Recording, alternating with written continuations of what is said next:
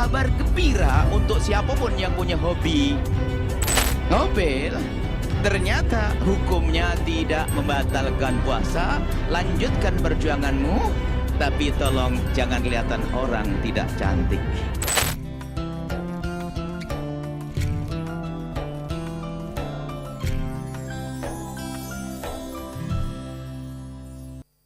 Kami ada ilmunya fikih praktis, sudah ada tersebar bukunya. Memang kami sederhanakan.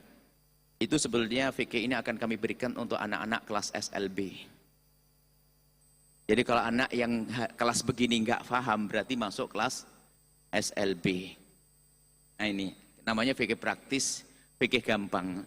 Kami sederhanakan dalam sebuah kalimat, 9 hal yang membatalkan puasa dan 9 orang yang tidak wajib berpuasa. Orang yang nggak wajib berpuasa itu jumlahnya 9. Enggak kami sebut sekarang orang hamil, orang menyusui, orang sakit, orang gila, ini ada sebut. Cuman 9 hal yang membatalkan puasa. Sedikit ini fikihnya, kesempurnaannya nanti boleh Anda cari di fikih-fikih, di video fikih kami. Baik, ini akan berdagang kita dengan Allah ya, tadi dengan Mas Ipo, bisnis dunianya, sukses dunianya, sekarang disempurnakan dengan akhiratnya. Nah, yang membatalkan puasa itu ada 9. Coba direkam. Rekam pakai otak, bukan pakai handphone. Kalau handphone sudah ada di YouTube nanti, sudah full. Pakainya nih, jadi kayak matanya ke sini, jangan kedip. Kedip aja nanti salah paham. Yang pertama yang membatalkan puasa adalah 1. Yang pertama, memasukkan sesuatu ke salah satu lubang 5. Memasukkan sesuatu ke salah satu lubang 5. Lubang 5 yang dimaksud adalah lubang mulut, lubang hidung 2, lubang telinga 3, lubang, mohon maaf, jalur depan, dan lubang belakang. Paham? Mulut, hidung, telinga, jalur depan, jalur belakang. Kalau ada orang masukkan dengan sengaja ke salah satu lubang tersebut, batal puasanya. Cuman ini perlu rincian juga. Memasukkan ke lubang mulut, ini harus ada penjelasannya. Penjelasannya ringan, nggak pakai kerut dahi. Masukkan ke lubang mulut itu maksudnya nelen. Nelen. Anda paham nelan? Baik, nelan. Jadi kalau tidak ditelan tidak batal. Bisa Anda praktekkan tapi nggak usah aneh-aneh. Di siang hari bulan Ramadan Anda ambil es krim masukkan ke mulut. Tidak batal puasa Anda asalkan jangan di. Ini ilmu tuh harus pasti. Nggak ada pertanyaan. Biasanya pertanyaan, Buya, apakah batal sikat gigi di siang hari bulan Ramadan? Jawabnya, sikat gigi di siang hari bulan Ramadan tidak membatalkan puasa asalkan sikat giginya jangan di. Begitu, rumusnya jelas. Yang menjadi batal apa? Ditelen. Makanya kalau kita siwakan, nggak batal. Bola masukkan mulut, bola gede banget bolanya. Kelereng, asalkan jangan ditelen. Biarpun jarum, kalau ditelen batal. Jarum ditelen batal. Jelas ya? Mulut. Nah, jangan sampai di sini. Makanya jangan kedip. Kalau kedip salah paham. Wah gitu ya. Pulang ke rumah, sok. Tiba-tiba suaminya tanya gini, Ma, yang nelen ludah gimana yang? Makanya aku belajar dengan Buya jangan kedip. Iya sih. Akhirnya ngomongnya apa? Kayaknya batal. Berarti kayaknya juga tidak. Kacau, kok pakai kayaknya? Ini harus ada ilmunya. Harus jelas pasti. Nelen ludah gimana? Ini gara-gara salah paham. Sebab saja kalau orang menganggap nelen ludah kayaknya batal atau kayaknya tidak batal, sama. Itu dua-duanya sama. Akhirnya pas tiap hari ngeludah sampai jam 10 siang sudah kering tenggorokannya. Loh, ternyata menelan ludah itu jawabannya harus jelas. Menelan ludah itu tidak membatalkan puasa dengan 3 catatan. Pertama, ludahnya sendiri. Kalau ludah orang batal. Jijik, Bu? Karena Anda memang orang kampung. Kalau saya ngerti, mungkin sekali seorang menelan ludah orang yang dicintainya. Mungkin tidak. Anda itu pikirannya kurang mesra. Bayangin ludah di meja dijilat. Ya, Anda ini memang wah gayanya sih kayak orang mesra-mesra amat. Tapi giliran-giliran lah ludah. Anda pernah dengar tukar ludah? Suami istri mah boleh saja, tapi batal puasa. Jadi nah, makanya kayaknya perlu belajar mesra juga Mas Ipo ini. Masa nelan ludah, bicara fikih nelan ludah, bayangin ludah di meja lalu dijilat, bukan gitu. Nah, ludahnya harus ludahnya sendiri. Kalau ludah orang lain batal. Jadi ludah orang lain kayak minuman, ya kan? Yang pertama. Yang kedua,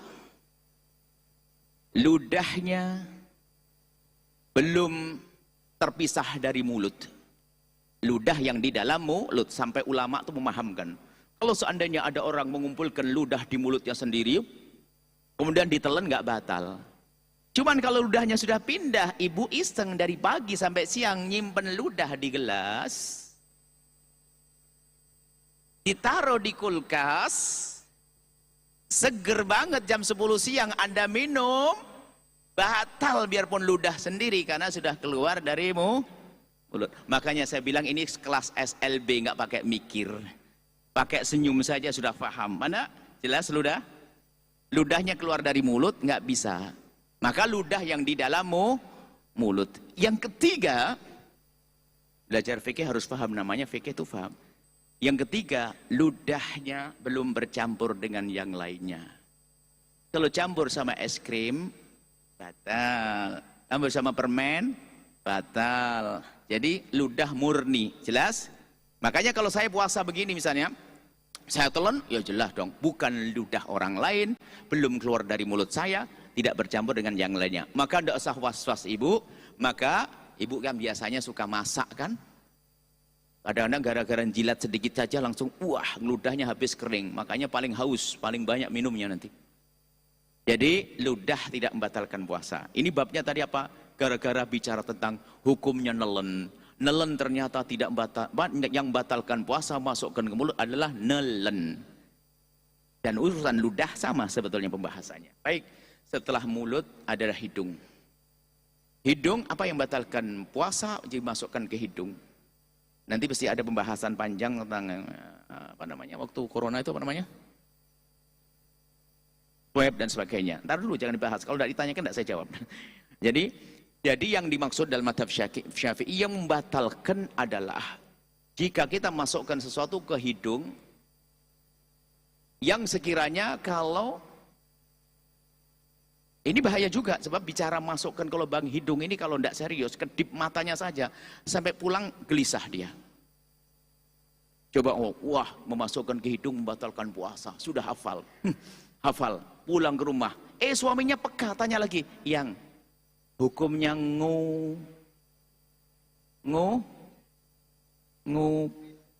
ngupil, nggak ada bahasa yang lebih sopan lagi. Hukum ngupil gimana? Wah bingung lagi. Sebab ngajinya sampai main handphone. Aduh, tadi ustadznya ngomong apa? Masukkan ke lubang hidung membatalkan puasa. Suamiku tanya hukum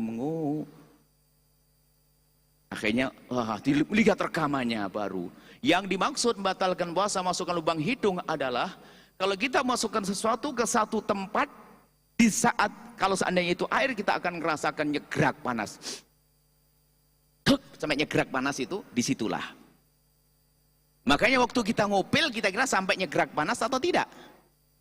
Tidak. Maka kabar gembira untuk siapapun yang punya hobi ngupil.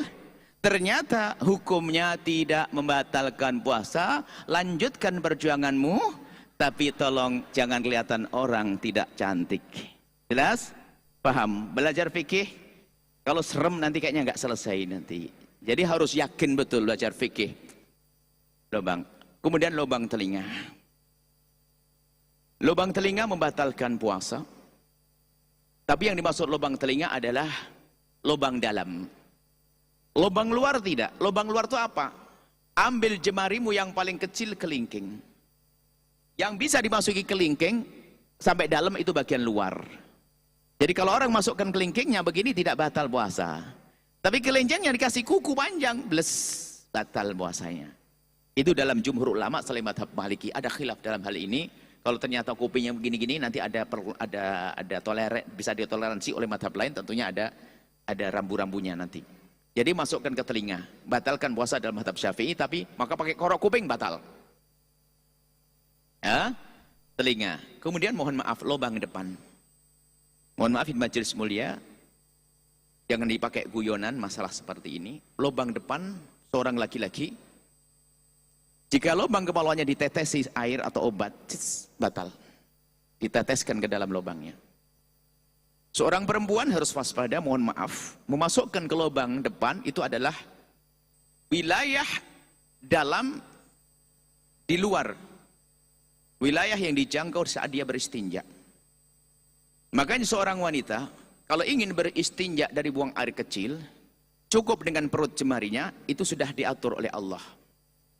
Dibersihkan dengan perut jemarinya, asalkan perut jemarinya bentuk begini, aman, tidak akan masuk ke dalam. Biarpun ditekan sekuat-kuatnya. Tapi kalau sudah jemari yang dibelokkan masuk ke dalam, batal puasanya. Maka dalam hal ini kami ingatkan, mungkin ada seorang, saya selalu menganjurkan. Jadi suami itu jangan suami monoton. Suami itu yang usil gitu loh, colak-colek gitu loh. Nah, saya hidup kok kenceng banget, lempeng. Suami itu colak-colek begitu. Termasuk ada suami itu colak-coleknya mohon maaf, sah. Jadi kalau sudah wilayah aman tuh langsung tangannya ke wilayah itu. Ya saung istrinya mau ngapain dong anu. Cuman hati-hati. Kalau sampai wilayah itu dimasukkan jarinya oleh suami, maka istri mengizinkannya, batal puasanya. Masukkan ke dalam. Ini harus waspadai. Tapi kalau hanya sekedar menyentuh saja tidak batal. Puasanya tidak batal, paham enggak? Masuk ke dalam. Jadi wilayah itu. Makanya kalau ingin bersuci dari buang air kecil, mohon maaf kalau bahasa fikihnya adalah yang terlihat saat jongkok itu dianggap luar. Makanya yang dibasuh cukup dengan perut jemari sudah selesai. Tapi kalau dibelokkan, makanya ada perempuan was-was pengen membersihkannya pakai jemari dibelokkan ke dalam, batal puasanya. Nggak usah pakai itu justru tambah meninggalkan bakteri di dalamnya. Sudah diatur oleh Allah, cukup dengan perut jemari digosok selesai.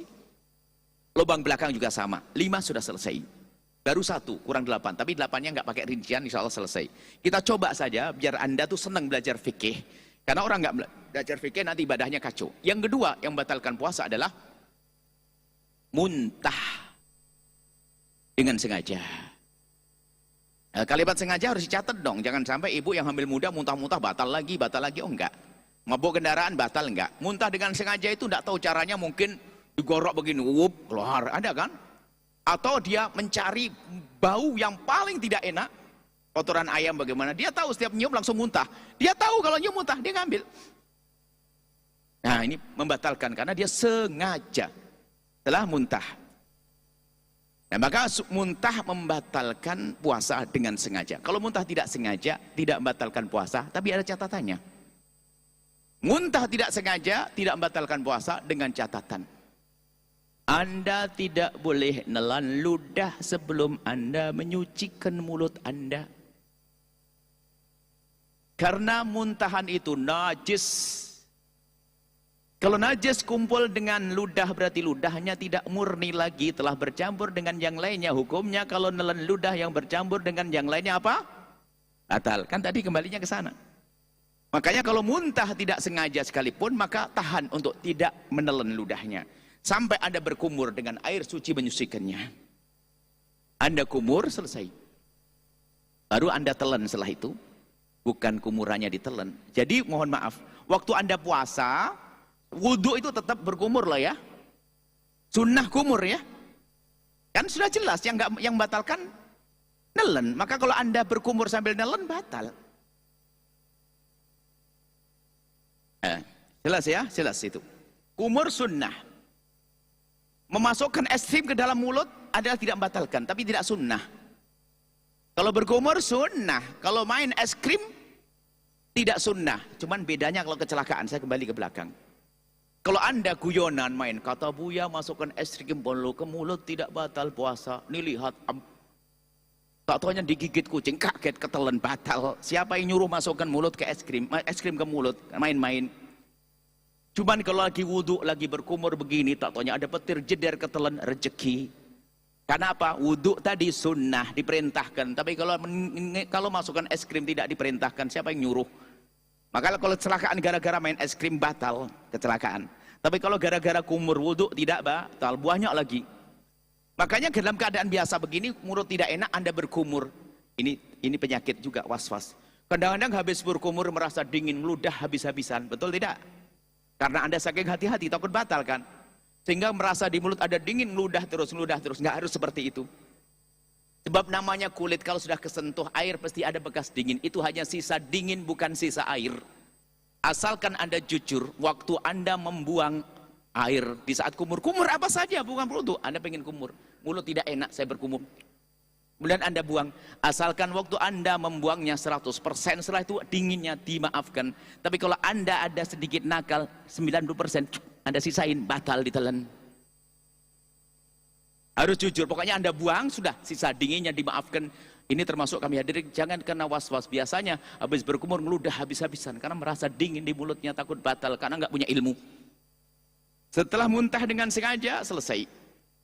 Yang ketiga adalah, mohon maaf, majelis mulia, keluar mani dengan sengaja biarpun tanpa senggama. Tapi kalau keluar mani tanpa senggama, kalau keluar mani tanpa sengaja tidak membatalkan puasa. Contohnya lagi tidur siang begini, kemudian dia mimpi basah, dilihat betul-betul keluar mani, maka tidak batal puasanya karena keluar maninya tidak sengaja. Tapi kalau keluar mani dengan sengaja membatalkan puasa biarpun tanpa senggama. Biarpun itu tidak haram, misalnya seorang suami minta tolong kepada istrinya untuk dikeluarkan air maninya. Memang pekerjaannya adalah tidak haram karena yang mengeluarkan tangan istrinya. Kalau tangan pasangan tidak haram, tapi di saat dilakukan di bulan Ramadan jadi batal, jadi dosa. Ini adalah bab lain ke seorang laki-laki di hari biasa begini. Kalau cari kesenangan dengan tangannya sendiri hukumnya haram. Tapi kalau dibantu dengan tangan istri tidak. Istri pun juga demikian, kalau mencari kesenangan dengan tangannya sendiri hukumnya haram. Tapi kalau dengan kelihayan seorang suami adalah halal. Maka ini juga kami perlu sampaikan, jadi perempuan itu harus aktif, inovatif. Jangan sampai kalau giliran haid suaminya ditelantarkan sampai 15, 14 hari, 13 hari.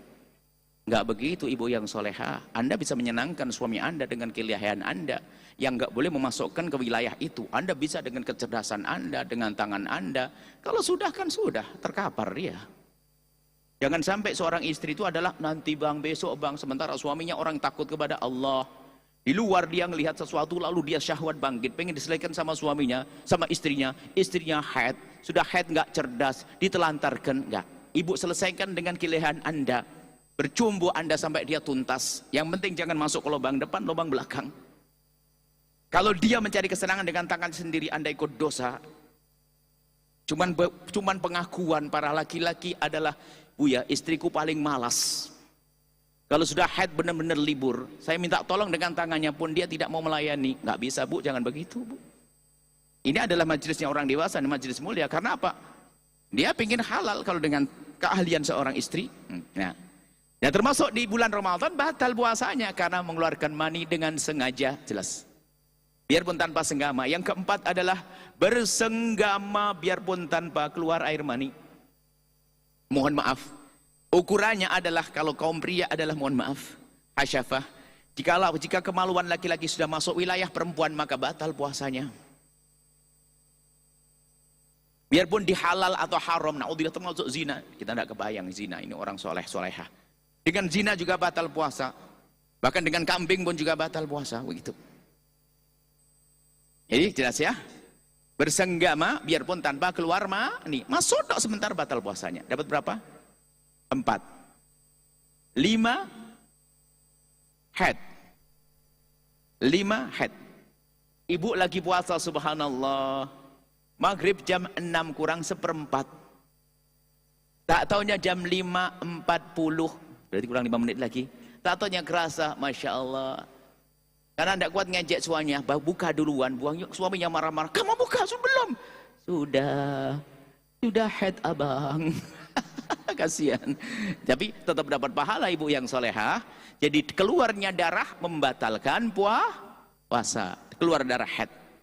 Termasuk yang keberapa? 6, keluar darah nifas.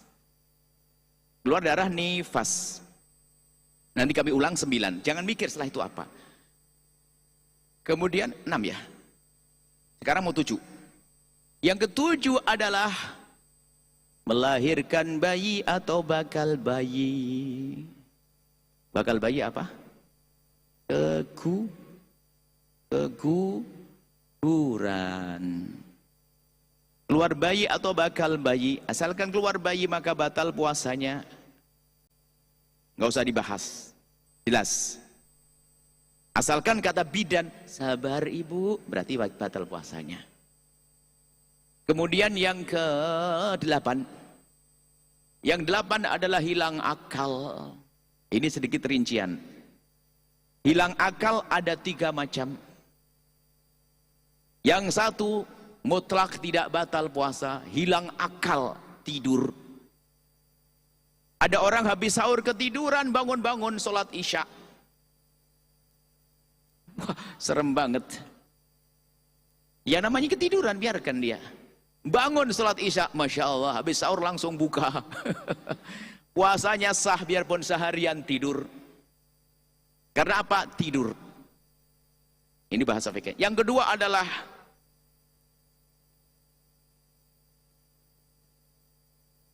pingsan. Pingsan atau mabuk nggak sengaja. Makan durian kebanyakan kali atau begini. Pingsan gitu saja. Pingsan asalkan sempat bangun di siang hari biarpun sebentar puasanya sah. Pingsan. Contoh, habis sahur dia pingsan. Ditunggu sama ibunya biarin karena biasa pingsan dia. Nggak dikasih minum, kalau minum jadi batal nanti. Pingsan dibiarin, tak taunya jam 11 siang dia bangun. Tanya ibunya, ibu jam berapa? Jam 11 nak. Kaget, pingsan lagi. Bangun-bangun isya, maka puasanya sah. Kenapa? Dia sempat bangun biarpun sebentar. Yang ketiga hilang akal, namanya gila. Wah, ini kebalikannya. Gila biarpun sebentar batal puasanya. Lagi ngobrol begini tak taunya gila. Tak tahu gimana contohnya gila. Bukan gila duit. Ngobrol begini tiba-tiba gila. Oh, tak tahu bukannya gila, sudah. Batal langsung puasanya biarpun sebentar. Kebalikannya pingsan. Kalau pingsan, biar asalkan sempat sadar biarpun sebentar, puasanya sudah sah. Harus ada sadarnya. Tapi kalau gila, biarpun sebentar gilanya, batal puasanya. Sudah hilang akal, selesai? Selesai. Yang ke-9 adalah na'udzubillah. Keluar dari iman, murtad, membatalkan puasa. Kalau ada orang mengatakan, mulai detik ini saya tidak percaya Nabi Muhammad bisa batal langsung. Biarpun setelah itu astagfirullahaladzim. Tetap sudah batal karena sudah murtad dia. Dan murtad pembahasan banyak. Baik 9 hal yang batalkan puasa. Sebelumnya ada 9 orang, itu menarik. Anda bisa menghafal 9 orang yang boleh berbuka puasa. Itu adalah mungkin hanya 5 menit. Mudah. Jadi kita pengen belajar itu langsung hafal. Coba diulang. Masukkan ke salah satu lubang 5. Dan muntah, mirip-mirip urusan sini. Masuk lubang 5, muntah. Hampir semirip-mirip ya. Kemudian yang selanjutnya adalah bersenggama, keluar mani tanpa sengaja. Keluar mani dengan sengaja, biarpun tanpa bersenggama. Atau bersenggama dengan sengaja, biarpun tanpa keluar mani. Sepasang. Keluar mani dan senggama. Kemudian setelah itu ada 3, 1 paket. Haid, nifas, melahirkan. Agak susah dihafal, hilang akal. Kemudian setelah itu murtad, 7 sudah hafal. Nggak usah dipikir yang batalkan selain ini. Ada orang kaget nggak batal. Batal. Apalagi tidak ada. Sudah, apalagi batalkan puasa? Tidak ada. 9 hal yang batalkan puasa Anda pahami.